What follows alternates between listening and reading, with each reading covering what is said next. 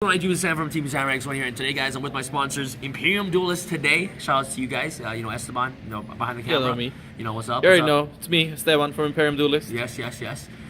So what happened? What happened? So What happened this weekend?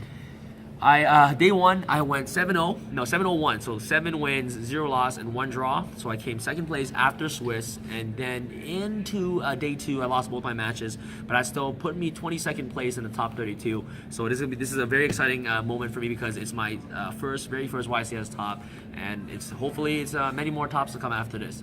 So yeah, that's happening this weekend.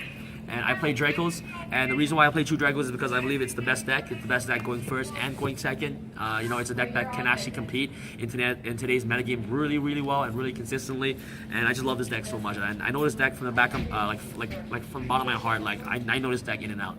So okay, let's see. That's why I play it. So without further ado, let's start with the deck profile. 2 Masterpiece, the Fun Slaying King. This card is absolutely insane. The reason why he's so good is because he's an auto win. You bring out this card. Usually, like I win my matches with like Maidens and also Ignis, but if you bring out Masterpiece immediately, like there's no way like in hell that you're losing that match unless you're just misplaying or your opponent has like the better cards to out your Masterpiece. But usually, like when you bring out the Masterpiece, you usually win the game. 3 Maiden and 1 Ignis. This card is the 4 monsters is really amazing. The reason why they're so good is because they're the cards that actually help break your board going second. And for anybody that are playing 2 Maiden, I tell everybody this, it's the incorrect number. You never play 2 Maiden. The reason why you don't play 2 Maiden is because going second, you want to break boards. So if you see your trap cards and your spells without seeing a monster, like your traps, your hand is essentially useless. So you want to maximize your tolerance, actually see monsters as much as possible, and actually Diagram can actually pop the extra copies that you have in your hand if you have too many copies of Majesty's Maiden. So card is absolutely insane. Searches your monster, search your Masterpiece, and also search itself. In his heat, really powerful card going second. It pops let's say you tribute a spell for Ignis, it pops a spell. Let's say you're playing against a mirror match, it gives you access to Heritage as quickly as possible. So card is absolutely incredible. So that's pretty much for the Draco monsters. Do not play less than 3 Maiden. Do not, okay? I beg you, do not, please. Off to the best monster in the deck, triple Emmanuel Waddle. This card is absolutely incredible. This card is insane. The reason why this card is just so good is because it's like an auto win button. Going second is why this card is so good. Going first, this card is good as well, is because it prevents you from getting hand trapped. So Ash, like this whole entire tournament, I never got Ash, I never got trolled, I never got anything because of Emmanuel Waddle. So this card is the Rock. He's my savior. If you guys watch Lion King, I call this card Hakuna Matata. The reason why you call him this is because after you summon this card, you'll never have to worry about anything for the rest of your plays. So Hakuna Matata card is insane. So Mono Waddle, and this card is 1900, so it laughs at Trick Stars. You know what I mean? Like, it's 19, so you summon this card against Trick Stars, they can't even beat it. So. Yep, and same thing for all your other monsters as well. In my personal opinion, I believe that Trick Stars are like tier 5. So with this right here, they can't beat anything that you have on the board. They can't run over this. Candida can't run over anything, especially with Diagram on the board. They can't beat your board. Off to your spells, triple Draconic Diagram. Absolutely incredible. Triple Terraforming. This card needs to go ASAP. I think that its time is coming up. This card needs to go to 1 immediately, and triple Terraforming to get your diagrams as quickly as possible. Triple True Draco's Heritage. This card is very fantastic, really good against the mirror match. And mirror match, you actually get to pop their back rows. These cards have 3 different effects, so they both have the same effect where you get additional tribute by activating their effect. 2, when it's sent to the field of the graveyard, you get to pop a spawn trap card. So this card is really good for that. And this one, for each True Draco card sent from the field to the graveyard this turn. So if you're playing against the mirror match, you get to draw X amount of cards. So let's say you got Spell, Trap, and Monster sent to the graveyard, you basically get to draw 3. So essentially you're playing 6 card of demise in the deck. And this card is the Gusto Emerald. The Gusto Emerald is banned for a reason, and this card says, we'll cycle back 3, draw 1. Triple card of demise, this card should never stay at 3. I don't know why they haven't touched this card yet. This card is absolutely insane. Draw 3 cards. Just a quick tip, if you're playing against Pendulum matchup, please never negate this card. If you have an Ash, always Ash the Demise. If you have multiple copies of the Demise, and you negate it with Vortex or Tyrant Galaxy, and you have another copy of it, if you have 2 copies of card of Demise, they can activate another Demise. So make sure you Ash this card, not negate it. The Demise says you can only activate 1 Demise per turn. So if you negate the Demise, the activation is negated. So you can activate multiple copies of this card. Cool. Double Desires. Card is insane. Helps me draw into my combo pieces.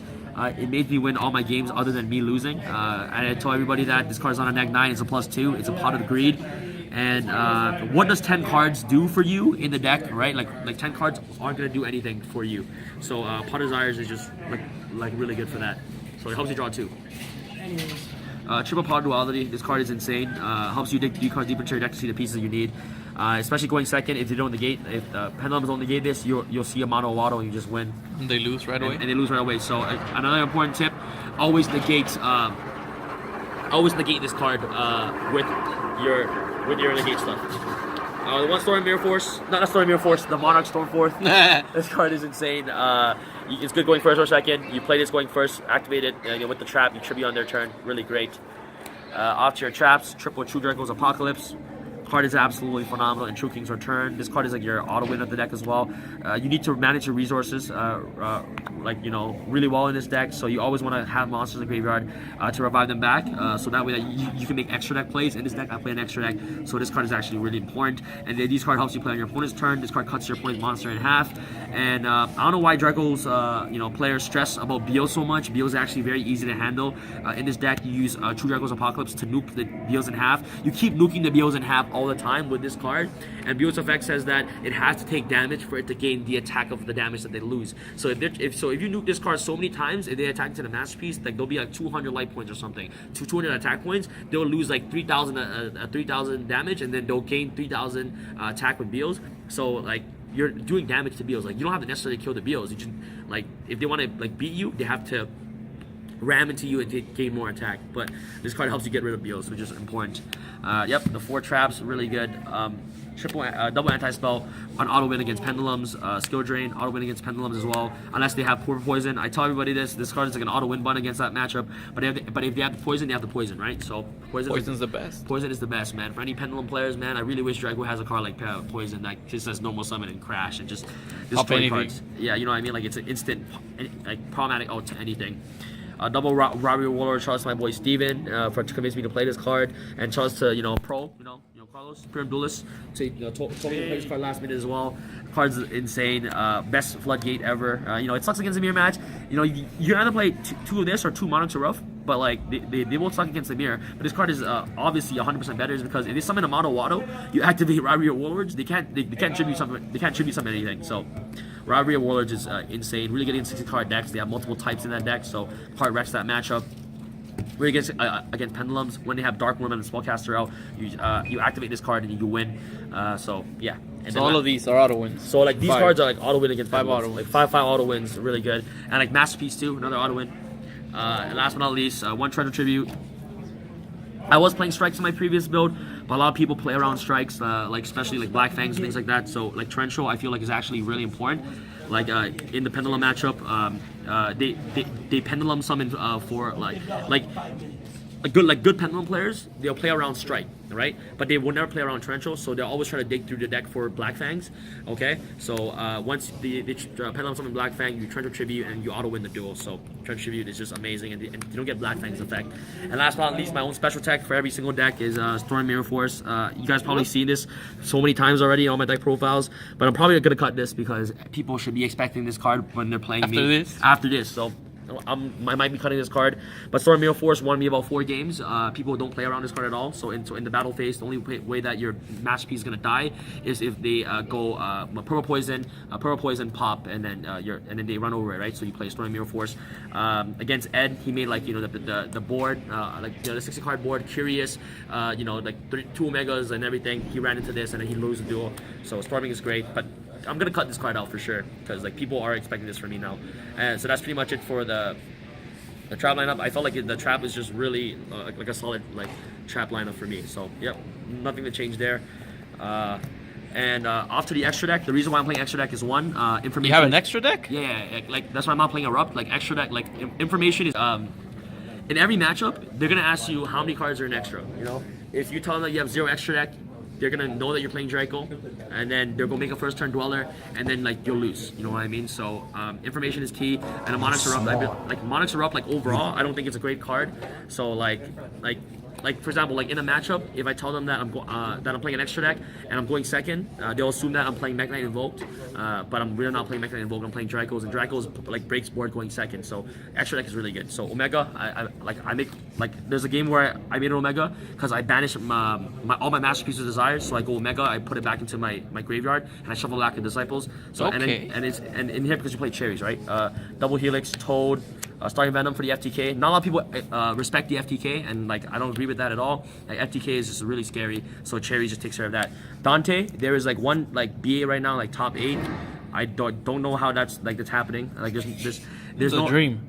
He's my friend. There's no dream. there's no more pendulums in the top 8 in YCS right now. But there's a BA man in the top 8. He's so. also already won game 1 and he's looking to win game 2. Yeah, this deck is He's like about to go top 4. yeah top 4. This deck is like tier 10, man. Like I don't know how this deck is making it, bro. That's why it's snowing. Yeah, That's why it started Yo, snowing. I don't know how, man. Like, oh my god. ABC Dragon Buster. This card is this like tier 5 as well, unless you're Calvin Tahan. You know what I mean? Like, just like. That's really only good. tier 2, right? Yes. Seraphinite against the Brilliant Fusion. You hit this and you win. Vocasaurus. Oh, I go into this Vocasaurus and Gaia Charger like all the time because of a True King's Return. And like especially with this deck, it's like resource management. So you want to send your cards to the graveyard and keep return on the field as much as possible. So you keep reviving back cards and then go into Vocasaurus for games. So amazing. Master Diamond, respect the FTK. Underclock Taker and Cypher Blade Dragon. These cards are just like I never went into it, but the theory is I revive back Masterpiece from the graveyard using return, and then go into this, take their monster, make Underclock Taker, and then it's pretty good. Makaba, I never cited this. Invoke should never be a problem for Dracos. Like Invoke is like tier 5 as well. I think with Trick Stars, Draco is like I believe Draco is just a really strong deck. We should not have a problem with Invoked at all because Alistair, even though they bumps Makaba, you have a diagram on the board to protect your stuff. So That is true. Yeah, Dark Law is in here. Oh, is this ulti? It's ulti is really beautiful. And last but not least, the deck that you have to respect is Pendulums because it's the best deck next to Draco. So that's pretty much for the deck profiles. This is Draco's the best deck. Yeah, Draco's the best deck. Anyways, that's pretty much for the deck profiles. Thank you guys so much for watching this video. Shout out to Imperium Duelist for helping sponsor this event for me. Like you guys are absolutely amazing for treating me like family. Really appreciate that. Esteban, do you guys have any questions before we end off the deck profile? Oh, we're really surprised about your top. You finally broke the curse. Bro, No more bubbles. Bro, no more bubbles. Hopefully this is many more tops to come. And shout out to all the other people that watch on YouTube, the competitive players. They teach me how to play Yu-Gi-Oh. And yeah, thank you so much for watching. 80%. Sam and Johnny right here signing off. All right, guys. Peace. Peace.